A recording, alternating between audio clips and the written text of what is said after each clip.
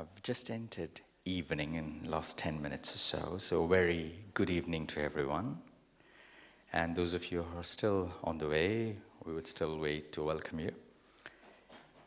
The greeting Om Shanti is not a way of saying hi. No, it has a much more greater meaning to it. It means I greet you with peace. And when I greet with peace, I remind myself that I am peaceful and I bring peace wherever I go. And I also see you as an embodiment of peace. Now for the second time, with this understanding, realization, can we try Om Shanti again? Yes? Om Shanti. Thank you very much. So that also makes me feel that the house is full. A very warm welcome to each and every one of you for the Janmashtami celebrations. The celebrations have happened all throughout the last week, across the world, many places. Janmashtami carries a unique significance. It is a festival that brings joy, hope, and happiness to everyone. Especially in India, where it is celebrated with a great fervor. Why does this festival bring so much of hope and joy with it? Why are we happy about it? These are few questions that many of our young friends have. Often, when we do not understand stories and morals behind it, those stories lose significance. They become of no use. This evening, through music and dance, and through a spiritual interaction, we would try to understand what significance does Janmashtami hold?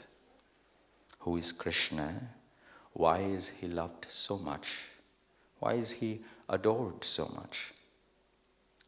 Do we just celebrate Happy Janmashtami and say Happy Janmashtami to each other and move on to the next day? Or is there an opportunity for us to celebrate Janmashtami in a different way? To become like Krishna, if not full, a little bit. That is what this evening is all about. In India and elsewhere, people have understood that music and dance, performing arts, are not just means of entertainment. They are also means for enlightenment. People have practiced them with equal devotion. Today we will include the same art form in today's program. But before we begin, there are a certain set of house rules that I would like you to pay attention to. I understand we are all busy people, yes? People who say yes, we are busy people, can they put their hands up? Say yeah, busy people? Okay, hands down. Very few people. People who say no, we are not busy people, but we are easy people. Can they put their hands up? Wow, wonderful. So I will put that to test. So because seeing is believing. So for the next hour and a half, when you're part of the program, I understand that you're busy people and easy people. To present today's program, we have seen Shri Krishna as a multifaceted personality. Those of you who have read stories, those of you who have not read stories and watched TV series or movies about him, his portrayal is quite artistic. He is an artist. He is also someone who is shown as very innocent as a child and equally naughty. And also, a surprising feature of his personality is he's an entertainer. He himself enjoys the time and he makes others also enjoy it with himself. And an interesting aspect that adds on is he is seen as a teacher who imparts one of the most profound tenets of knowledge and wisdom, the Gita. How could a person be all of this? It does not appear to be an easy mix.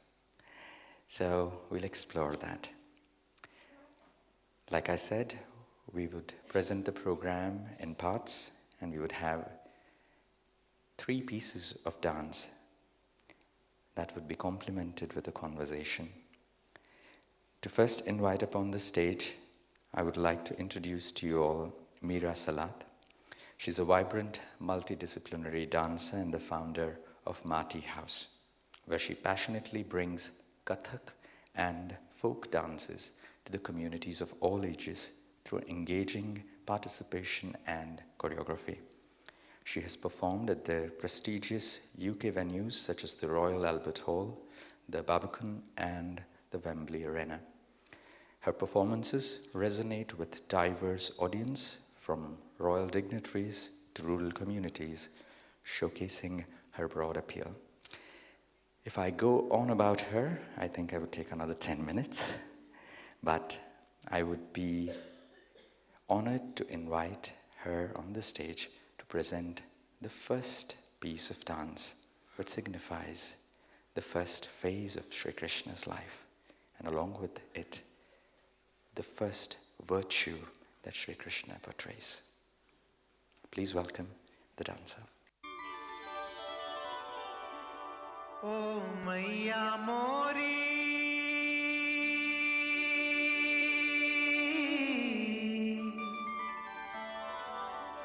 O Maiya Mori,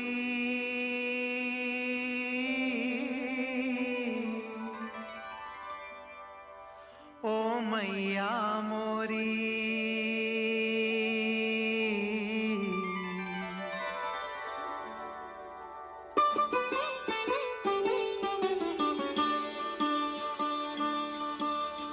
मैया मोरी मैं नहीं माखन खायो, मैया मोरी मैं नहीं माखन खायो, मैं नहीं माखन खायो, ओ मैया मोरी मैं नहीं माखन खायो, ओ मैया मोरी, ओ मैया मोरी।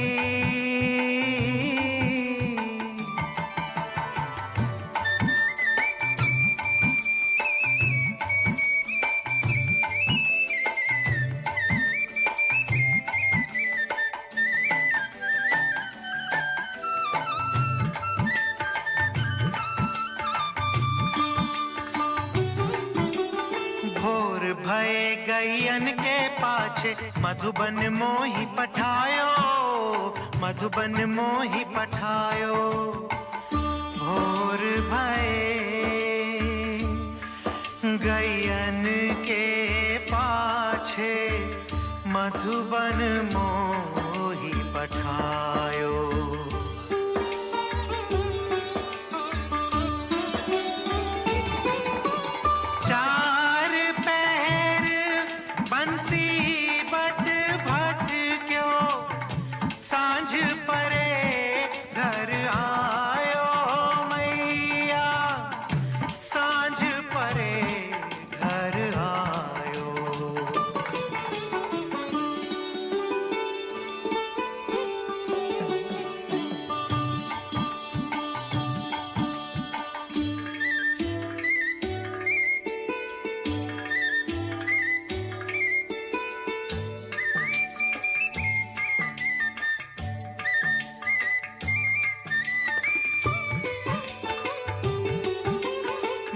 बालक बहियन को छोटो छीको के ही विध पायो, छीको के ही विध पायो। बाल बाल सब बैर परे हैं, बरबस मुख लपटायो मैया, बर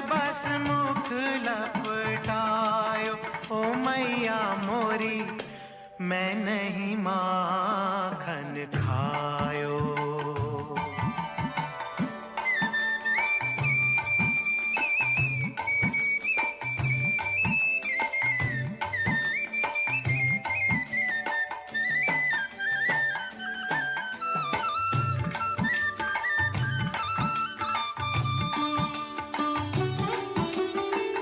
जननी मन की अति भोरी, इनके कहे पति आयो, इनके कहे पति आयो। जिया तेरे कछु भेद पारो है, जानी परायो जायो मैया, जानी परायो जायो ओ मैया मोरी, मैं नहीं माखन खायो।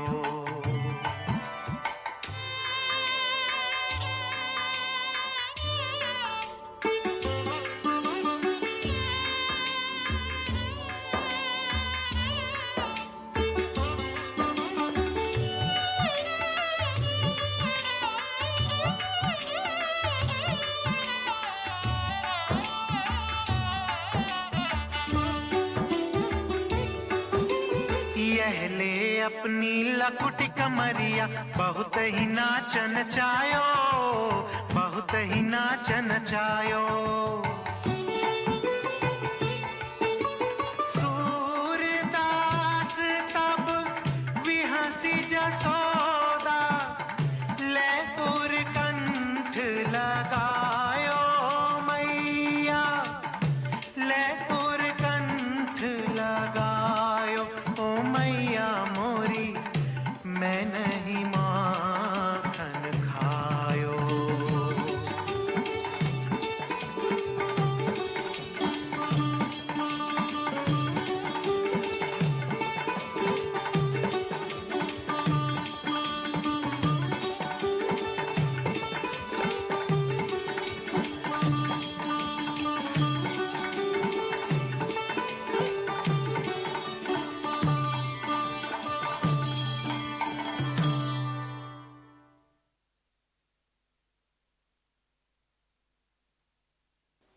The innocence of a child, very beautifully depicted. The mother's love for a child is often said to be the purest form of love in the world, because it is a love that does not seek anything in return. When we understand Shri Krishna's virtues, it is often said that he's 16 celestial virtues complete. The Hindi word is Sola Kala Sampurna. It is often said there is no other deity, no other Devata who is as complete, as virtuous as him. What do these virtues signify? Is it possible for us to imbibe some of these virtues of Shri Krishna in our life? The story of Shri Krishna inspires hope. It is a happy story. And it is a happiness that we would all look forward to. Yes? Is there anybody here who would say, I would want to be unhappy? No. We wish for happiness for everyone as well. Not just on their birthdays or anniversaries or celebrations, but in general. That is the feeling of our heart. I would now like to invite upon the stage our spiritual resource for this evening, with whom we would have a conversation on not just enjoying dance performances, but also enjoying our life. Can we make it virtuous? Can we make it hopeful, happy? Is it possible? Are few questions that we would have for her. I would like to invite on the stage Sister Indu. Sister Indu Guliani has been a teacher of Raja Yoga for over 30 years now. She's the coordinator of the Brahma Kumari's activities in Leicester. Please welcome her with a big round of applause.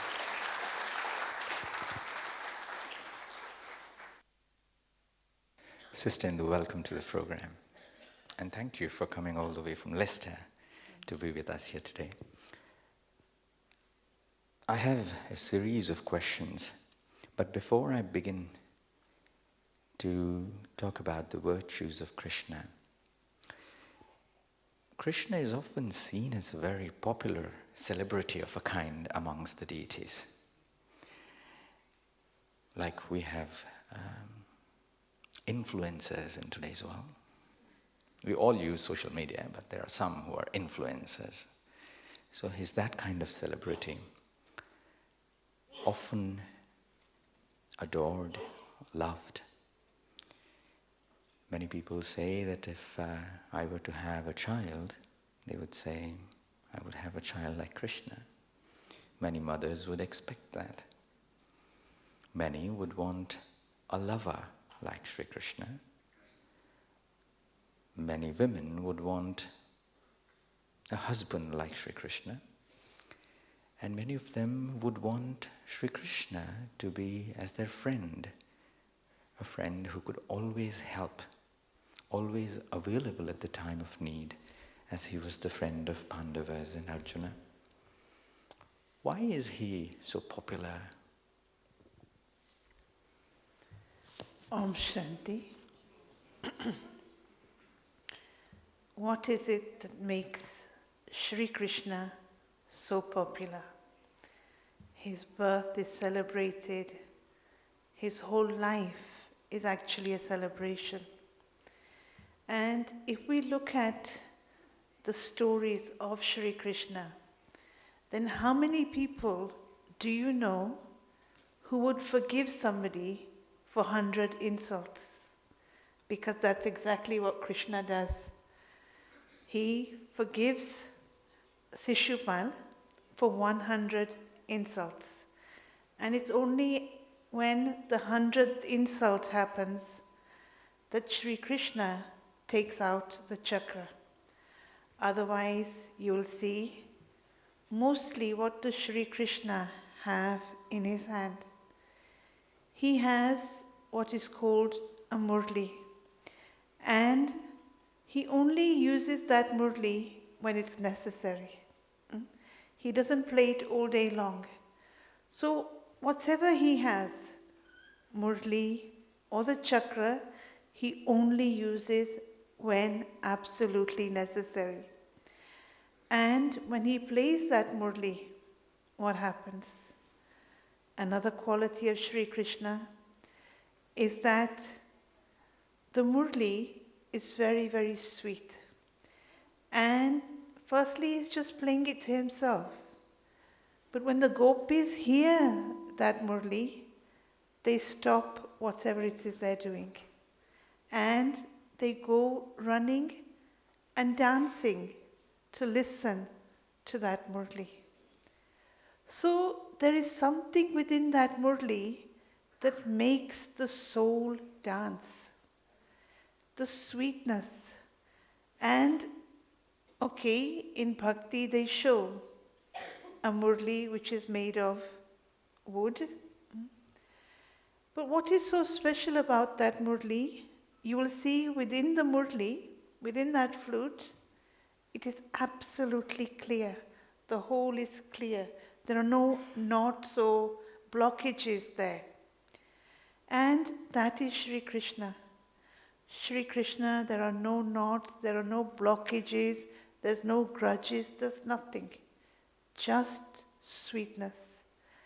And it is a response to that sweetness that the soul dances. Gopi means the soul. And the reality is that we actually, those who are students of the Brahma Kumaris, daily we listen to something called murli. And what is that murli? That murli is God's teachings. Daily. And what is so sweet about it it starts off with sweet children. There is sweetness in God's words. Even though He is teaching us something, He is doing it with sweetness. He knows we get angry. He knows we get irritated. He knows we have issues and we take sorrow and all of that. But He doesn't look at that. He overlooks all of that and He sees the pure soul. And the soul, when it first comes onto this world stage, because that's what this world is, it's a stage. Shakespeare said, all the world is a stage. And what's the first thing you need on a stage? You need powerful lighting. So this world stage also has powerful lighting. The sun, the moon, the stars, they are only directed to this earth. And then a stage needs, see if you look at all these lights, they're pointing this way, not that way. So this earth, the stage, has the sun, moon and stars pointing this way. And then you also need actors and costumes. And so what are we all? Often I will ask when someone is learning about spirituality, the question I will ask is, who is the actor and where is the costume? Is the soul the actor or is the body the actor? And so people, they just go quiet for a minute. They try to work out who is the actor, the human or the being? Because that's what we're all called, human beings, regardless of our position or bank balance or caste, color. We are all human beings. Means the physical, the human, and the spirit, the being, work together. So who is the actor and where is the costume? The being, the soul, is the actor. And the actor wears a costume. Wears that costume for one purpose, and that is to play a role. So, who am I? I am a soul playing a role. We forgot the first bit, and we become attached to our role. We become attached to the stage, whereas actually the stage is somewhere where we just play a role, but we have a home.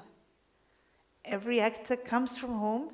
He gets a costume from at the stage or on the set, plays his role, and goes back home. So that is exactly what spirituality is. I, the being, I came onto this stage pure, without baggage, without issues, without negativity. I came here because I wanted to play a role. But during the whole process, whilst I'm playing my role, I forgot I'm a soul. I forgot I, the soul, am the actor, and became attached to the role. And when we become attached to our role, that is when we take sorrow. That is when we also give sorrow. So the question is, what is it that's so special about Shri Krishna? Shri Krishna's virtues. In Hindi, the words are Sarv Gun Sampan. You might have heard these words. So, what does it mean? Sarv Gun Sampan. Is it possible, like you were asking, is it possible one person, one deity can have all the virtues? Is that possible? So, there are two ways of looking at it. Sarv Gun Sampan means I have the qualities. There is a difference between deity qualities and human qualities. If you're okay, I'll take a little time. Yeah? So, deity qualities. I'm going to mention them systematically because I think when we mention them systematically, we understand the process of virtues. Many of us don't think that the virtues are connected to each other, but they are. So the first quality that the soul has, intrinsically, inherently, it is there. It's not something that I acquire. I can acquire more of it, but we all, regardless of who it is, it can be Hitler or whoever it is, we all have the quality of wisdom. What is wisdom? Wisdom is not just something in books or the gurus have. We all have wisdom. We know the difference between right and wrong. That is wisdom. We know what is false and what is true. We know what is good and what is bad. Is there anybody here who doesn't know that smoking is bad for them? Is there anybody who doesn't know? Everyone knows. Is anybody here who doesn't know that to kill is not good? It's bad, it's a sin, it's a crime. Is there anybody who doesn't know that? Does a child not know that it's wrong to steal? The child knows. So we have wisdom. How much we use it is a separate topic.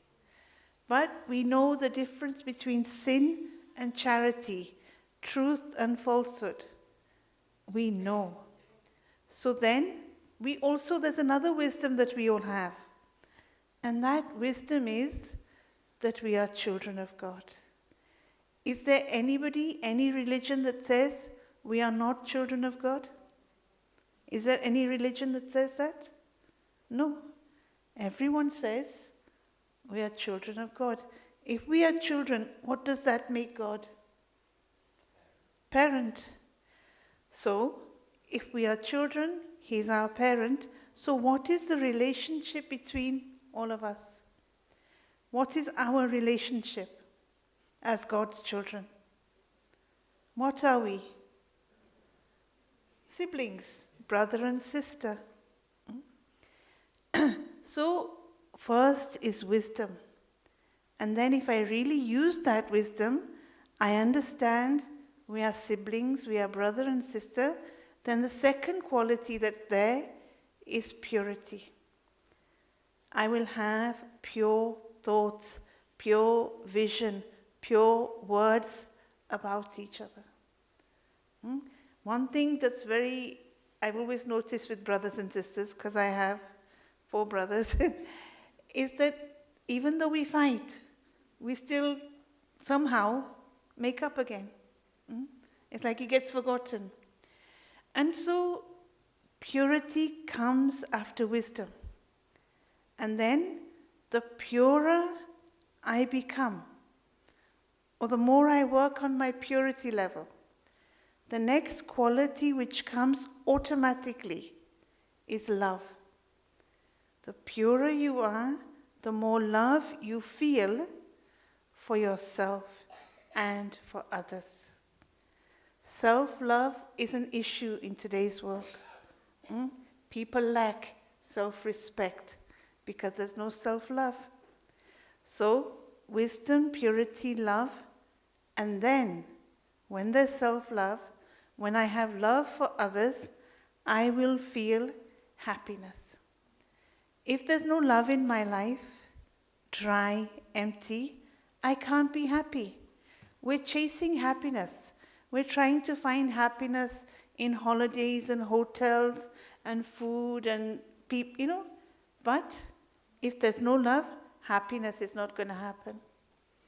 And then, after happiness is peace. Think about it. Is it possible I'm unhappy? Can I be at peace?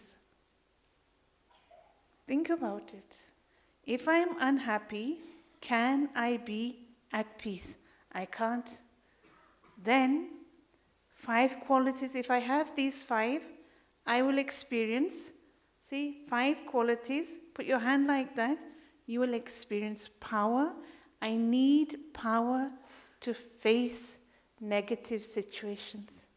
I need power to face the challenges that are coming my way. And then, after power, it's the quality of bliss. Now the question arises, what is the difference between happiness and bliss? What is bliss in Hindi? Anand. And in Bharat, so many of our gurus, in their name, Anand is there. Saraswati Anand, Vivekanand, Anand is there. Their aim in life is to experience Anand. So what is the difference between happiness and Anand? Happiness is something I experience through my 5 senses. See, pizza. Which senses are involved? Which of your senses are involved when you eat pizza or samosa? Huh? Taste. Even eyes are involved. Smell is involved. Even just I said it and it made you happy. Ears were involved. Huh? Which senses are involved when you watch a movie? Eyes, ears. So happiness has to do with our senses. Anand is what Krishna had. Ati Indriya Sukh means the senses were not involved. And so, Anand comes from, your senses are not involved, but just that milan with God gives the experience of Anand. I have made time for myself. My thoughts are pure and positive and peaceful. Then I've reached the Supreme. And there's automatically then, there's the experience of Anand. So these 7 qualities, they are called deity qualities, Devta Gun. And then human qualities, patience, compassion, tolerance. These are human qualities.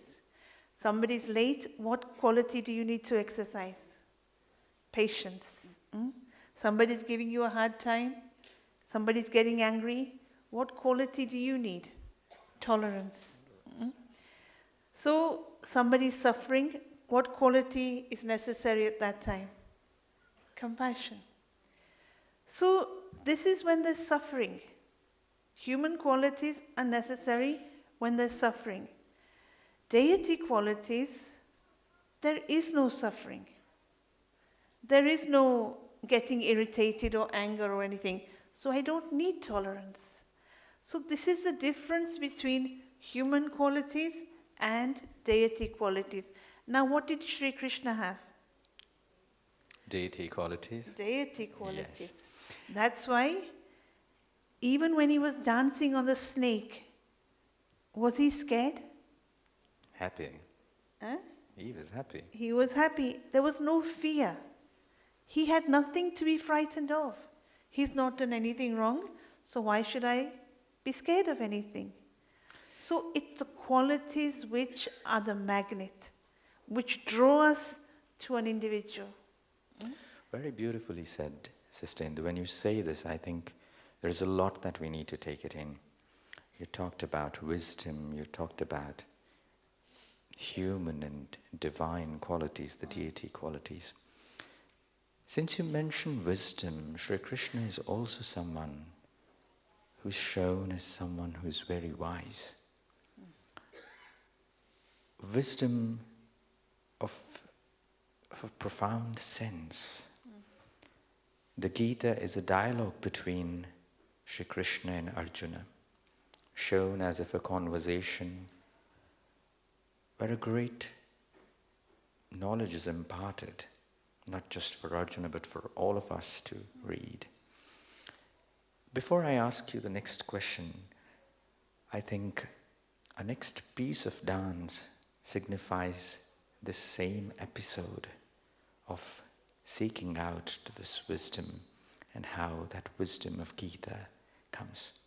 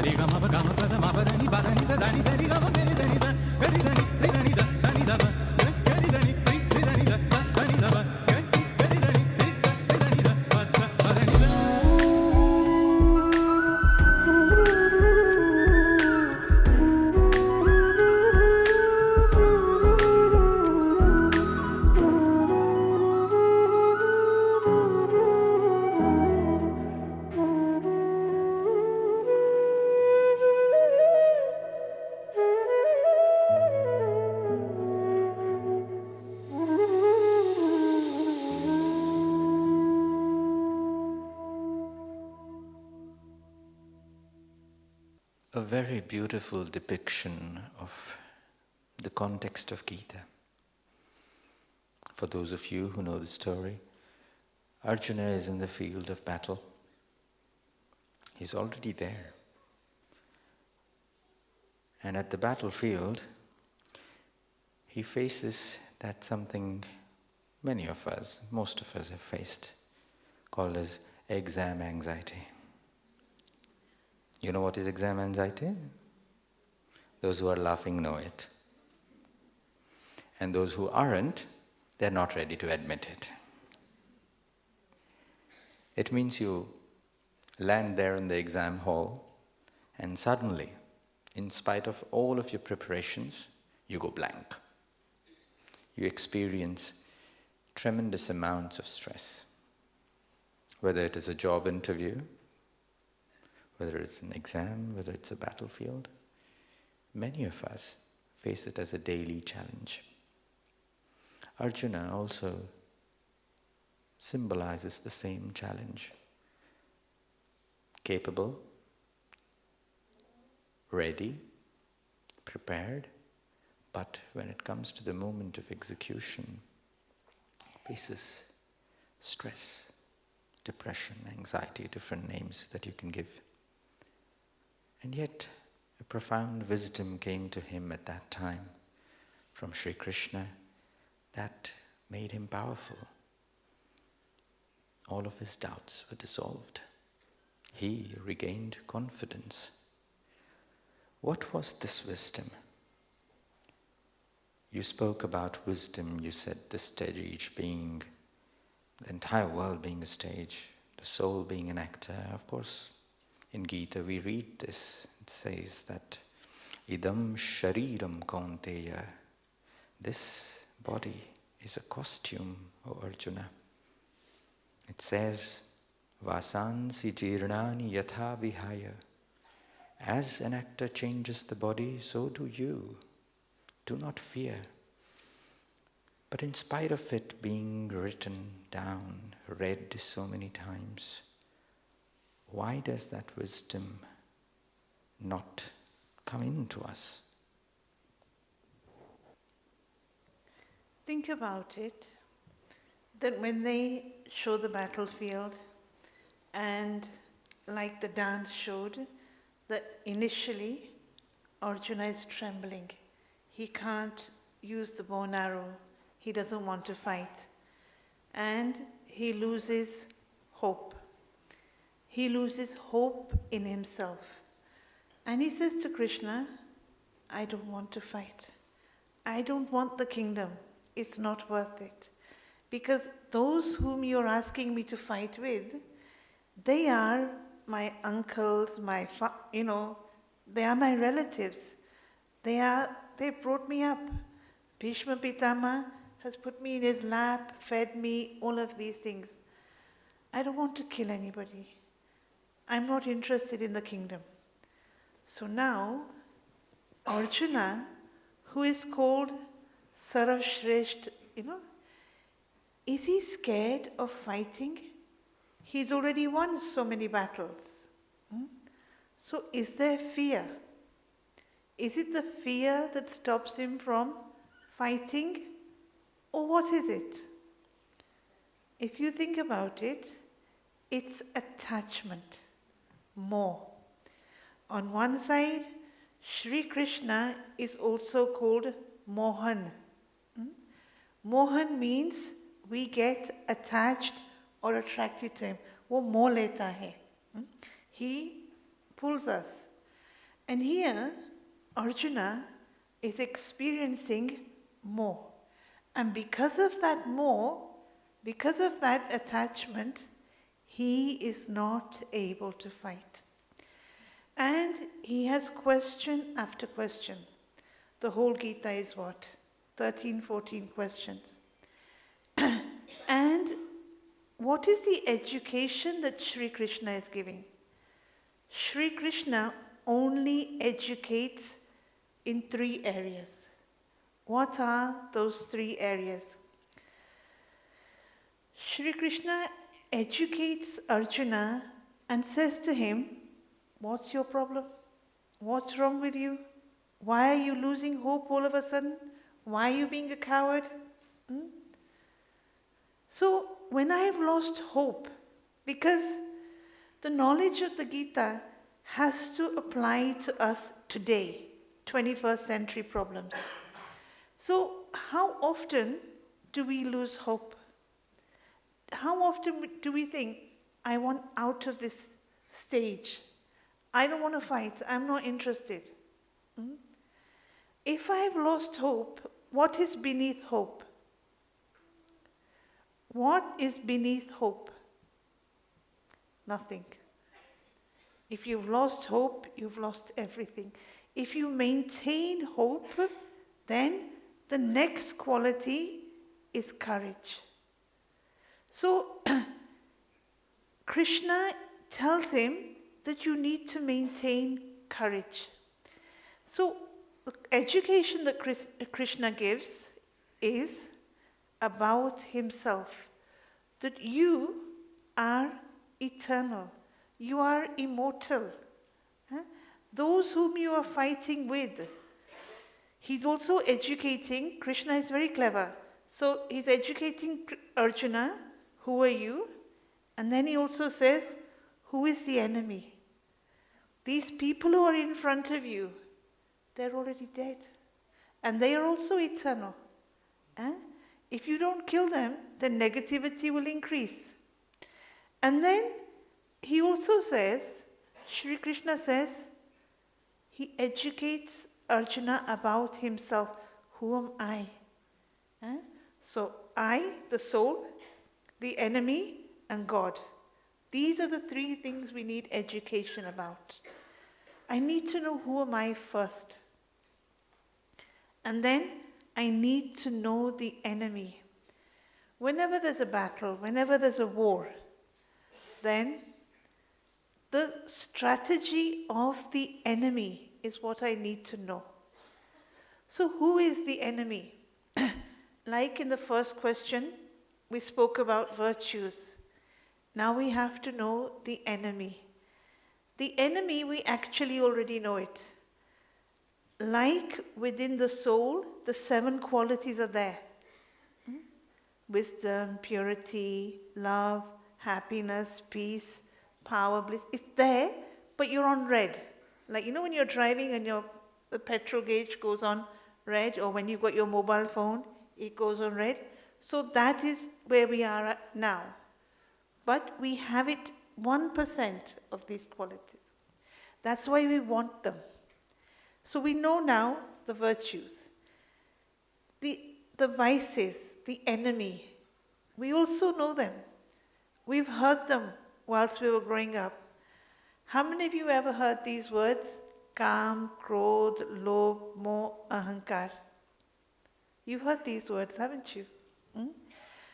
Tell me what they mean. What is Kam? Kam means Kamna, desire. So on one side you have the Mahabharata, but there's a lot of education also within the Ramayana. So what happened in the Ramayana? What is the downfall there? Sita has a desire for the golden deer.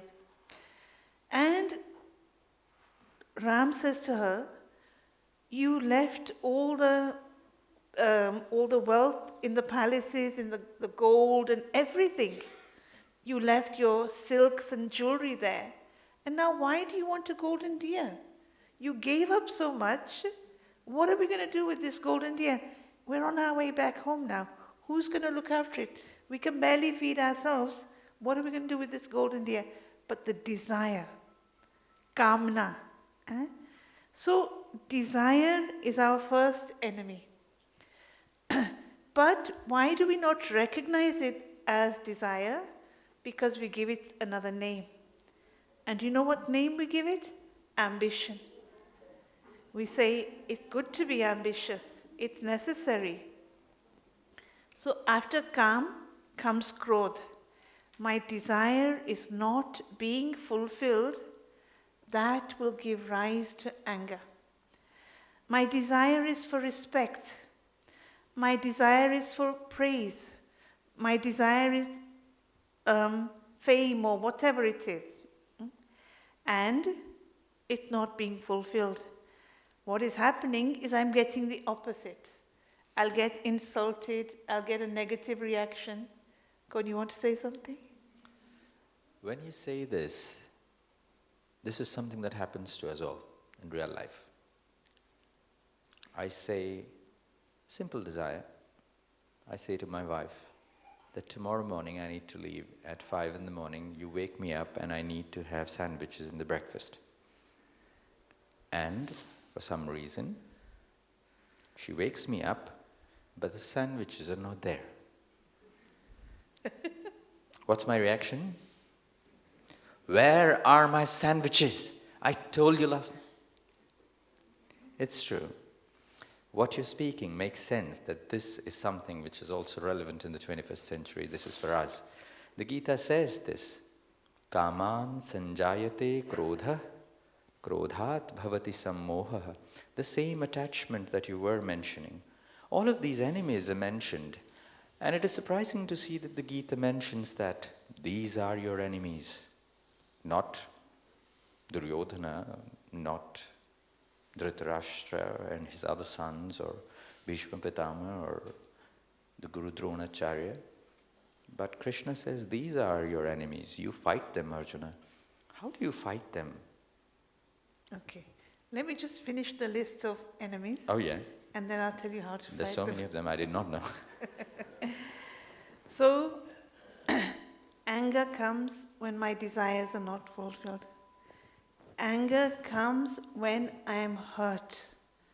Before any anger, think of the last time you got angry, and you will see that a millisecond before the anger, there was hurt. The hurt was hidden. The hurt is suppressed. The hurt, you don't want people to see it. But the anger, the explosion comes because of the hurt. So here we do overcoming anger courses. But I always feel it shouldn't be overcoming anger. It should be overcoming hurt. Because if you've overcome the hurt, you've overcome the anger. So, now where was I? Okay. So, desire, or you can say lust, we lust after things. Lust, anger, kam, krodh, more attachment. Attachment, can I speak about it 1 minute? Half a minute? Okay. Attachment. When I am attached to something or someone, what happens? So, if there's attachment, if something happens to A, and I am attached to A, then B, whatever's happening to A will happen to B, because there's attachment. So if A is suffering, B also suffers. But when there's detachment, A is suffering, B can help. Doctors help. How? Because they're detached. So after attachment is greed. I have everything, but I want more. Much wants more. And ego. Ego we'll talk about later. So now, these are the enemy. Where's the battlefield? Where's the battlefield? Here.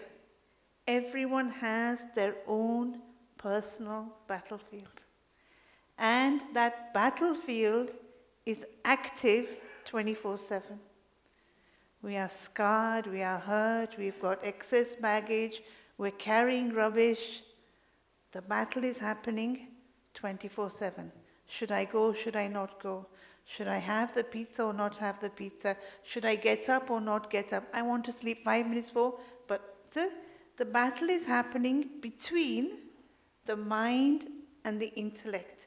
This is why in the Gita, the words man, mana, bhav means engage your mind with me.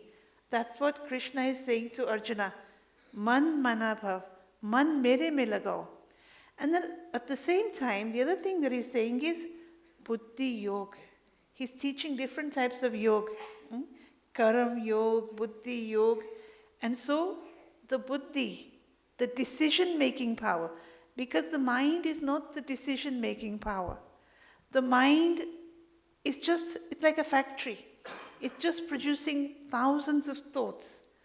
But the quality of those thoughts, the buddhi has to decide. And so, how do I battle? I have to know the enemy. Know your enemy, then you will be able to fight the enemy. And what are my weapons? My weapons are the virtues. The virtues are also called Shakti. For example, love is called a virtue, but it's also called a power. So when I use the virtues, they work like a power. So we need 3 things that God can give. And He only ever gives 3 things. He does not give a 4th thing. He doesn't have it in stock.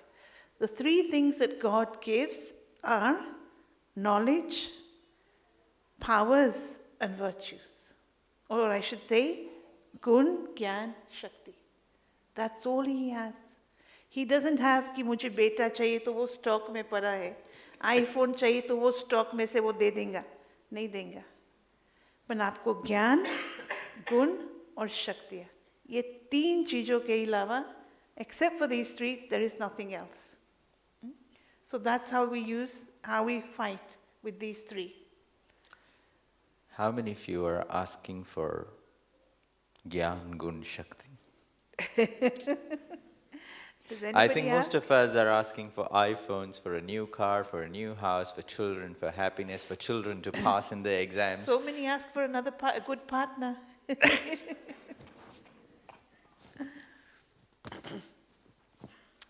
I think this sums up that, like the dance piece showed, that when you are in trouble, when you receive right wisdom, when you receive right power, when you receive right virtues, you become capable of fighting any battle.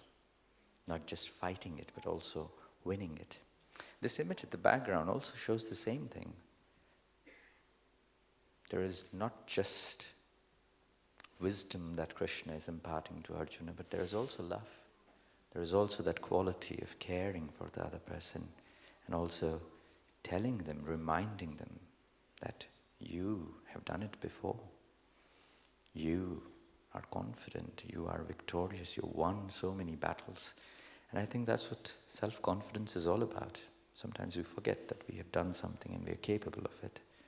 And reminding ourselves of how powerful we are is what this episode tells us of Gita. There is another aspect of Krishna, which is the happy aspect of him. He's often shown doing Ras Leela, having fun with a group of people, gopis and gops. And when they dance, the picture shows us that there is a perfect harmony in everything. And they're dancing in joy. There's so much of happiness. Let us see the third piece.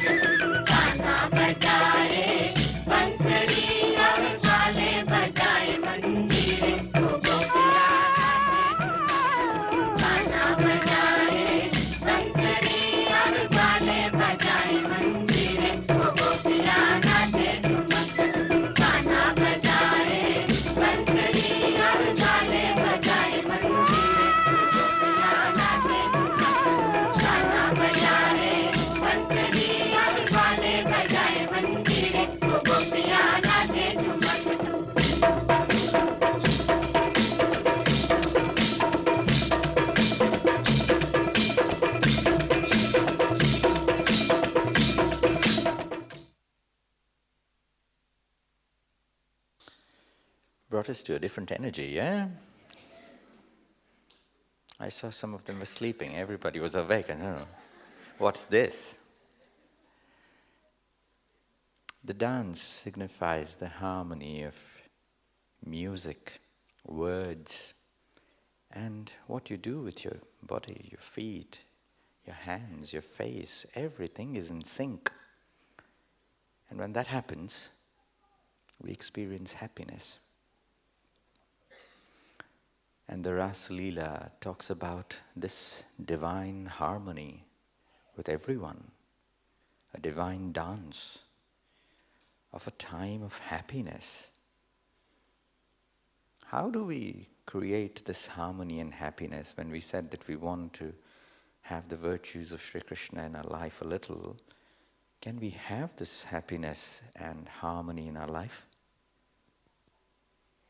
Atma, soul, actually has 3 powers, or 3 abilities, you would say. Mind, intellect, sanskars. Man, buddhi, sanskar. So when there's a harmony between the mind and the intellect, then that leaves an imprint. That is the battlefield. So I was said earlier that I would talk about ego. And how do I define ego? What does ego say? Ego only says 3 words.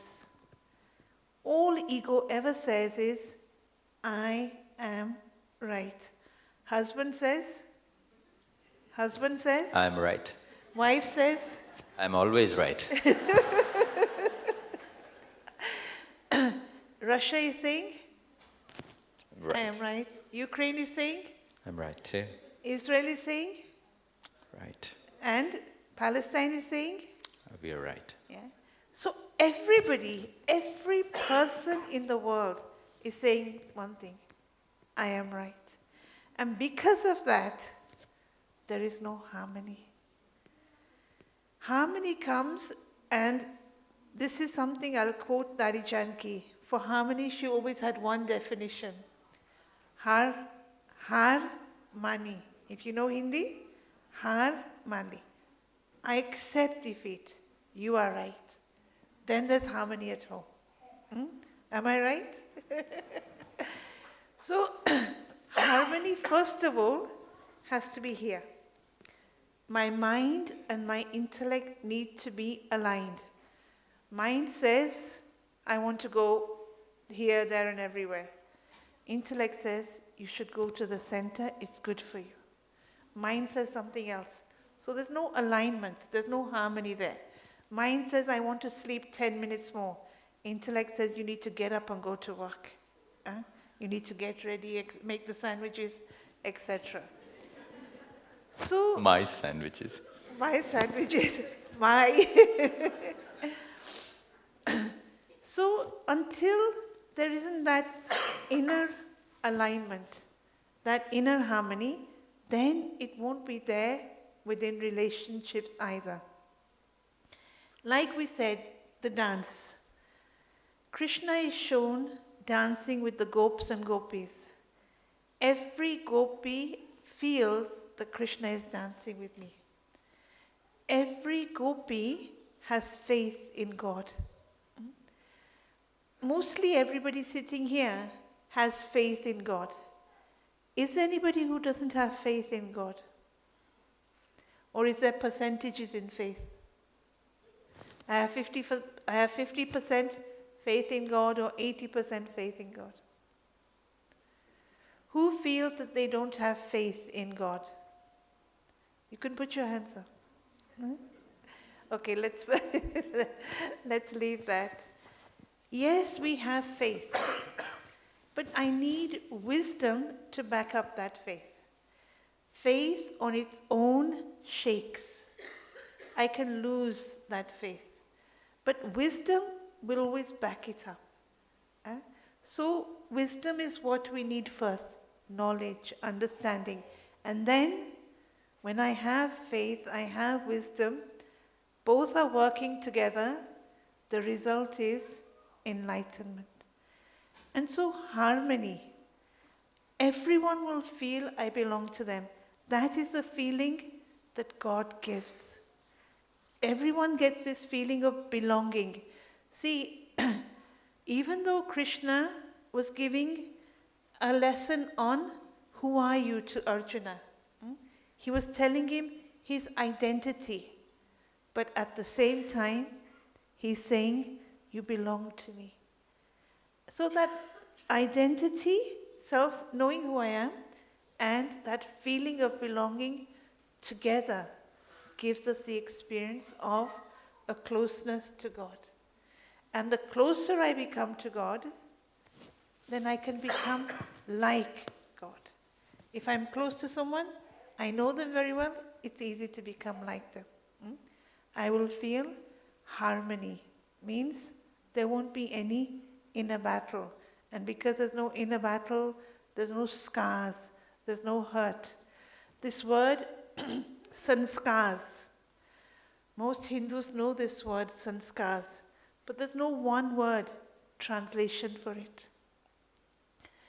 Sanskars means everything I do, my thoughts, my feelings, what I'm listening to, what I'm seeing, what I'm saying, what I'm doing, everything leaves a scar on the soul.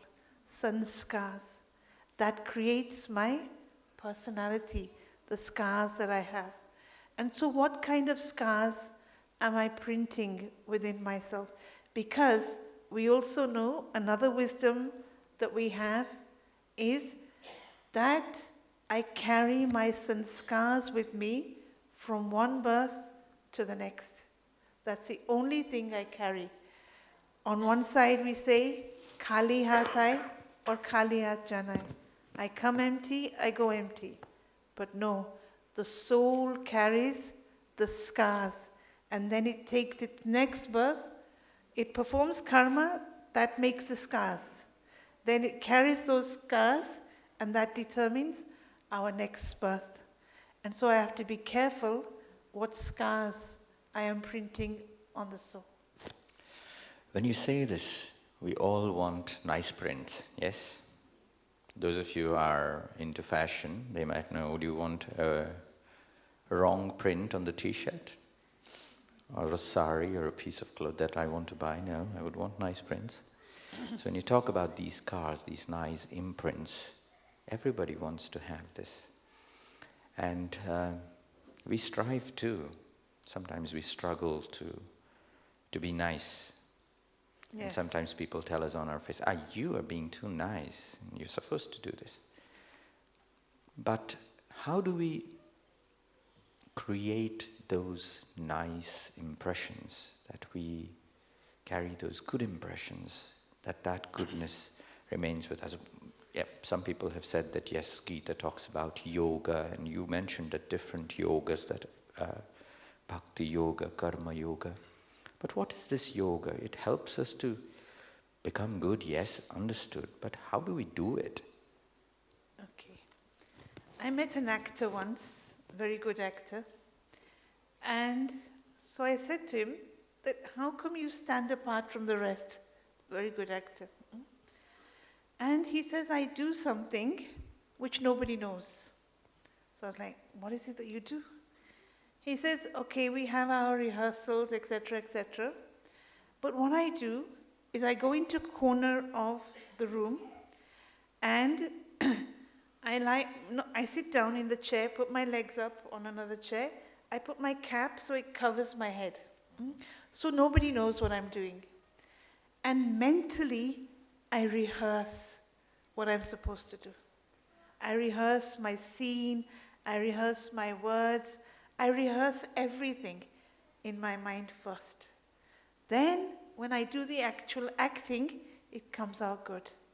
It's not just rehearsals and scene one, not scene one, but take one, it's not the practice, but it's a mental rehearsal.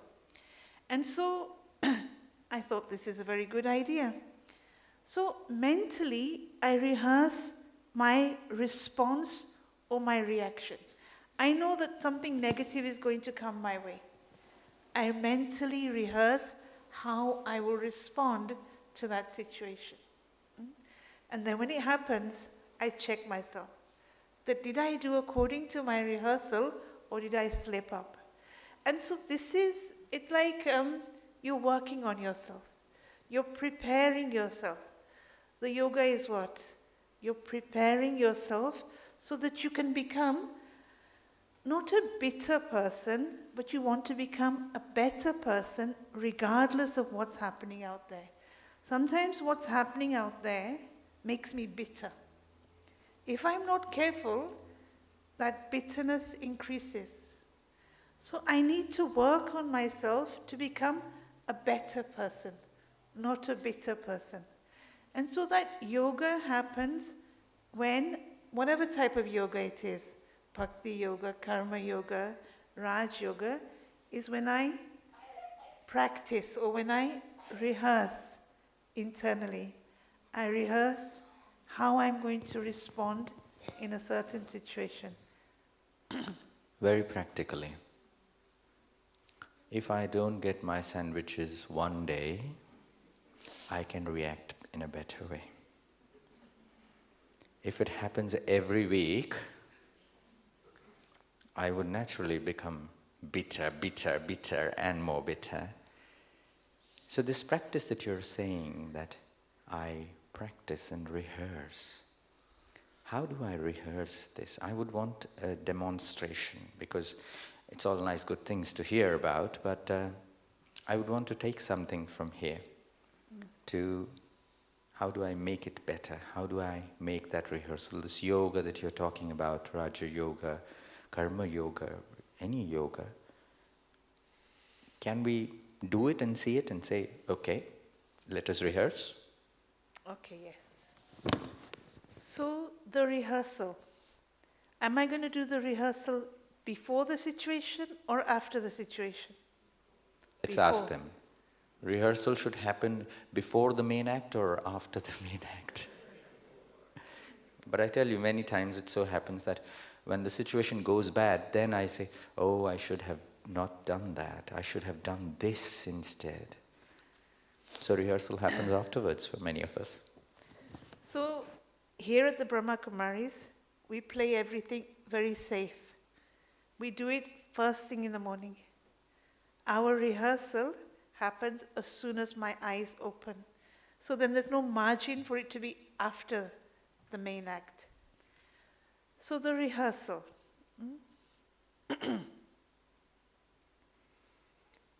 The technique, the trick that you won't get from here and there and everywhere is slow down your thoughts. One aspect of the rehearsal is I am a peaceful soul. Now you can say that in different ways. I'm a peaceful soul, I'm a peaceful soul, I'm a peaceful soul. Or I am a peaceful soul. I control the speed of my thoughts. That is self-mastery, controlling the speed. I, the soul, I have the ability to think, to feel, and to make decisions.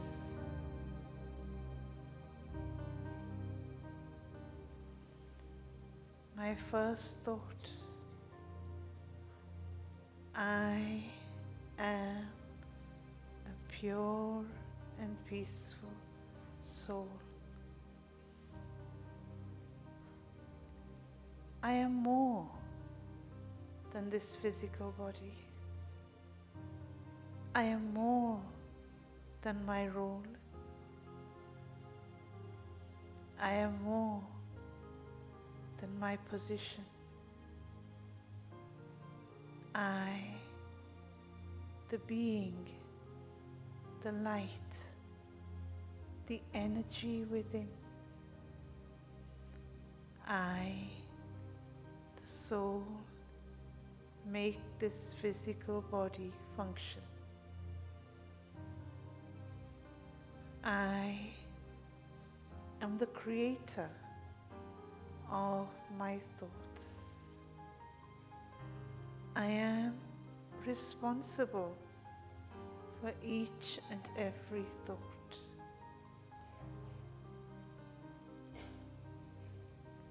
For every thought that I create,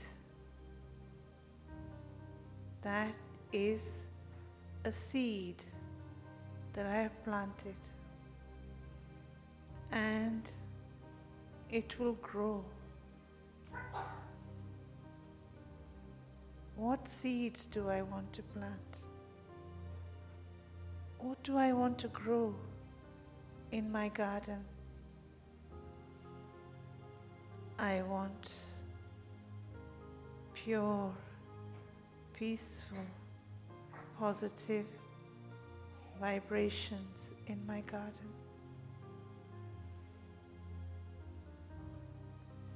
I, the soul, am eternal. I am ageless. I, the soul, don't have an age.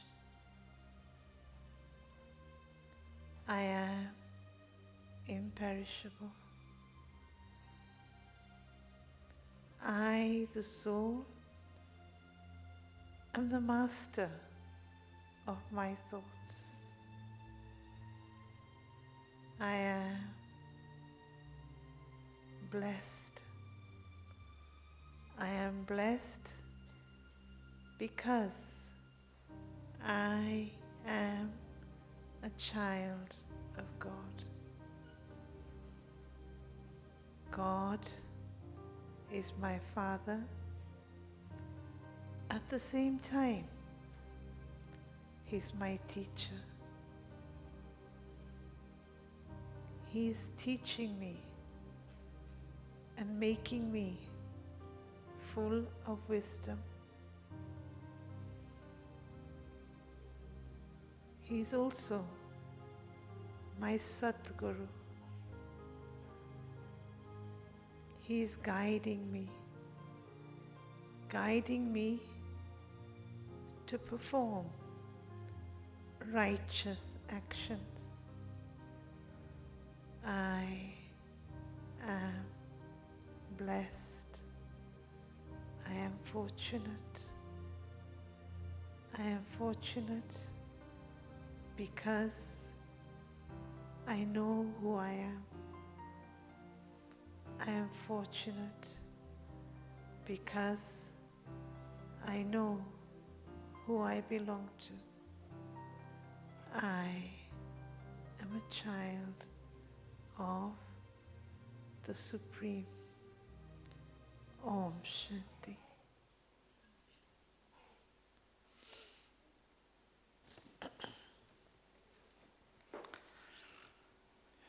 Thank you.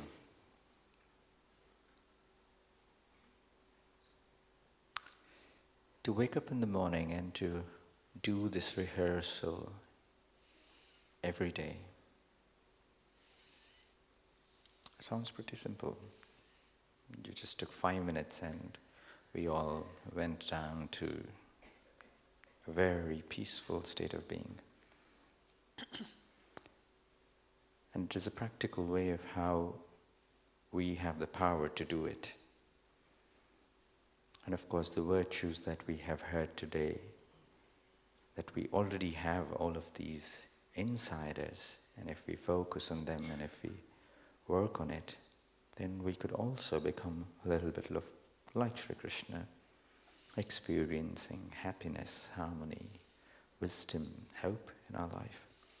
And I think this Janmashtami, we're all taking a message away that it's not just happy Janmashtami, but it's also that slowly we have become a little better. At least from now on, when something bitter happens, we will remember that we would have to be reacting a little better to this. And I would have more control over my thoughts, my emotions. Thank you very much for giving those insights today. That was Sister Indu for us all the way from Leicester, so thank her and give her a big round of applause.